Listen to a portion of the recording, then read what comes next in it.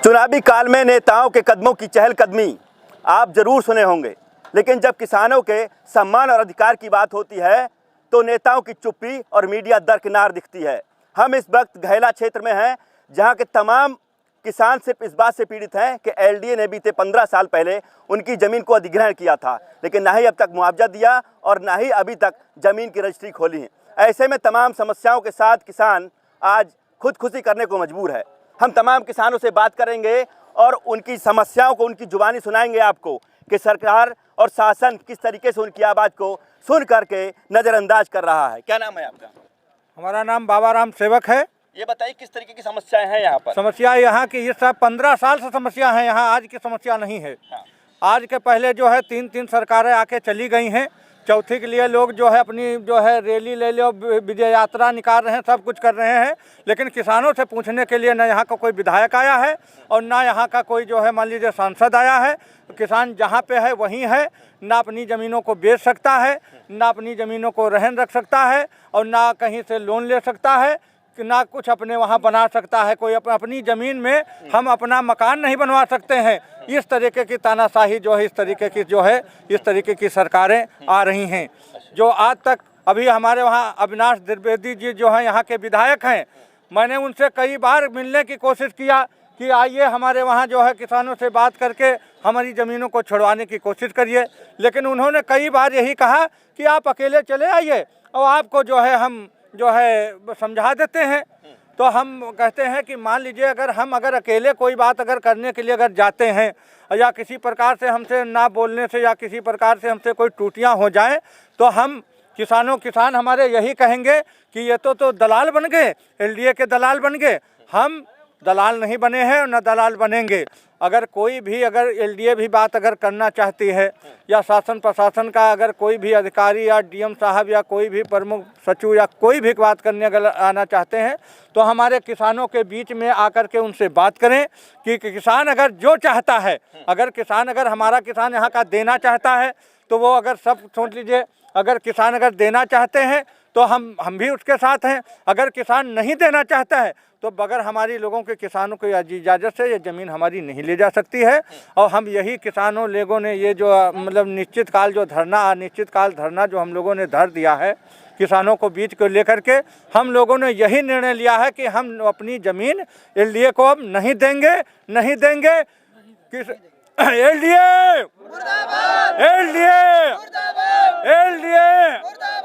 ये हमारे किसानों का दावा है कि किसान कहता है कि एलडीए को हम अपनी ज़मीन नहीं देंगे और किसान केवल एलडीए से बात ही नहीं करना चाहता। किसान है, हम उनसे भी बात करेंगे। तमाम जो आपका किसान एकता समिति के तमाम सदस्य हैं, मीडिया प्रभारी हैं, अध्यक्ष हैं, सभी लोगों से हम बात करेंगे और उस किसान से भी बात करेंगे जिसकी आवाज़ अब तक दबी हुई थी। आपका क्या नाम है और किस तरीके की समस्याएं अब तक बनी रही लोगों? जी भाई साहब, मैं पहले तो आपके चैनल को धन्यवाद देना चाहता हूं, जो किसानों के बीच में आप इतना बड़ा सहयोग करने के लिए आए हैं। मुझे सपने में भी नहीं सोचा था कि हाँ इतना मीडिया प्रभारी हमारे साथ देगी। मैं मनोज तिवारी, किसान सेवा समिति, किसान एकता समिति का मीडिया प्रभारी बनाया गया हूँ। मीडिया काम जो मुझे सौंपा गया है वो आप लोगों के दायित्व तक मैं पूरा करना चाहता हूँ।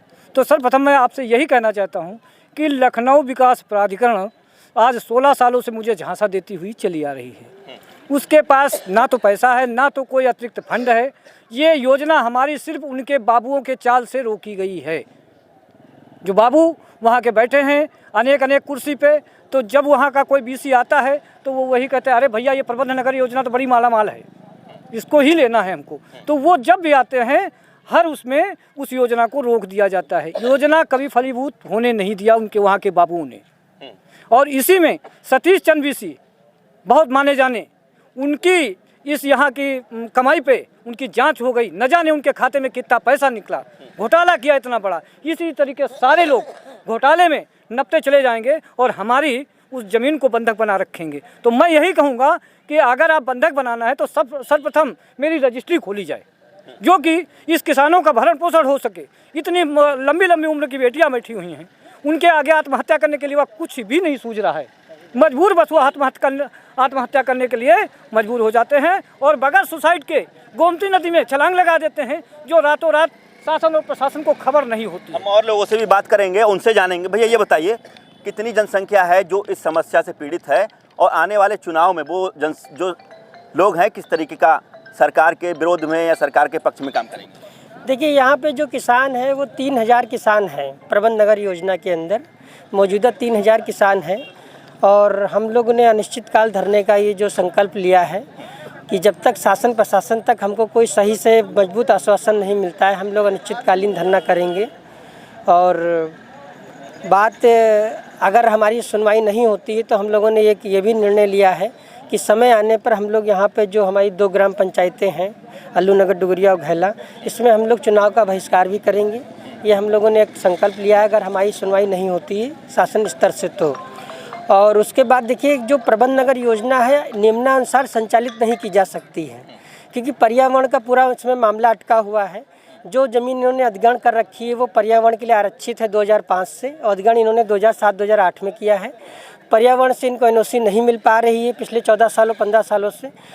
किसान केवल फंसा हुआ है, ना वो अपनी ज़मीन बेच पा रहा है, ना इस्तेमाल कर पा रहा है। तो हम लोग यही चाहते हैं कि किसान को ये जो अधिकार है वो अपनी खेती की ज़मीन है, खेती के यूज के लिए तो कम से कम बेच सके।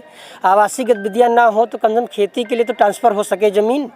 और सरकार से हम यही उम्मीद करेंगे कि जो रजिस्ट्री पे यहाँ रोक लगी हुई है तो खेती की ज़मीन की बिक्री शुरू हो। आवासीय गतिविधियाँ अगर नहीं होती हैं तो कोई बात नहीं, पर्यावरण के लिए ज़मीन आरक्षित है, लेकिन खेती के लिए तो ज़मीन कम से कम किसान बेच सके अपनी। किसी को शादी करनी, किसी को मकान बनाना, किसी को इलाज करना है, तो बहुत सी यहाँ पे समस्याएं हैं। और प्लस हमारे जो दोनों प्रधान जी हैं वो हम लोग के साथ हैं और पूरा समर्थन है उन लोग का हम लोग के साथ। और हमारे जो प्रधान जी हैं अवधेश यादव जी, उनका भी पूरा समर्थन है हम लोग के साथ। और उबैद अली जी हमारे प्रधान, उनका भी पूरा समर्थन है हम लोग के साथ।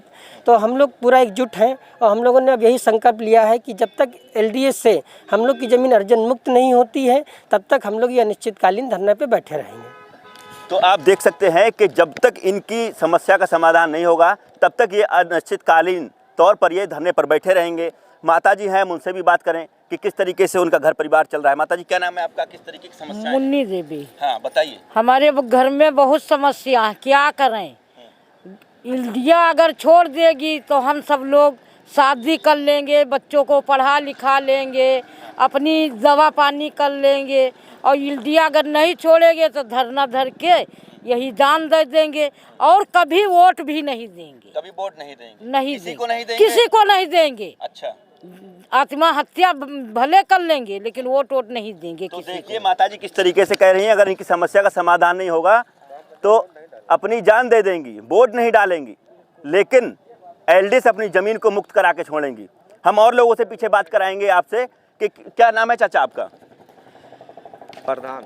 नाम क्या है आपका? छोटे लाल। छोटे लाल, ये बताइए कि कितने लोग हैं जो इस समस्या से पीड़ित हैं और इस दौरान 15 साल के कार्यकाल में क्या क्या बदलाव हुए, क्या क्या समस्याएं? अरे बहुत परेशान हैं सब, पूरे हैं तो दोनों ग्राम पंचायत में है, कम से कम 7-8 हज़ार आदमी हैं। हाँ। सब परेशान तो हैं। अच्छा, तो ऐसे में क्या विकल्प चुनेंगे 2022 के चुनाव में? हम बच्चे वोट नहीं डालेंगे, फिर वोट नहीं डालेंगे, पोलिंग पे वोट नहीं डालेंगे, वोट का बहिष्कार करेंगे। पहले अनिश्चितकालीन धरना कर रहे हैं, मांग पूरी समय से रहते नहीं हुई तो फिर वोट का बहिष्कार करेंगे। अब समझ लीजिए, लोकतंत्र में मतदान करना सबसे बड़ा अधिकार माना जाता है, उस अधिकार का इस्तेमाल 2022 के चुनाव में ये लोग नहीं करेंगे। अब इनकी समस्या को लेकर कई बार इन लोगों ने सीएम पोर्टल पर शिकायत की है, एलडीए बीसी को शिकायत की है, लेकिन आज तक इनके पत्र का कोई जवाब नहीं मिला है। ऐसे में तमाम किसान अपनी समस्याओं से ग्रसित हैं। तो मैं भी आग्रह करूंगा सरकार इनके समस्या का संज्ञान ले और इनके समाधान करे। Satyendra Sharma, right inform TV.